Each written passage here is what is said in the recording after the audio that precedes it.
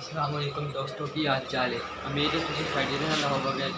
मैं तुहाडा अपना शकील अहमद ते अज मैं माशाल्लाह रोज़ इतवार है ते अज दे ब्लॉग इंशाल्लाह शुरू करने दिखाने तुहानू मार्केट पर माशाल्लाह बाज़ार सरगर्म है बारिश तो बाद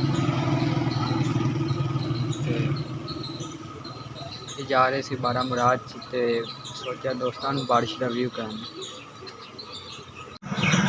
माशाल्लाह जी जदों की बारिश हुई है तो गर्मी बहुत ज़्यादा हो गई है। इधर भाई अली साहब बैठे ने। अली साहब हाथ हिला लो, हाथ हिला दो हाथ। हाँ माशाल्लाह जी मौसम आज बहुत गर्म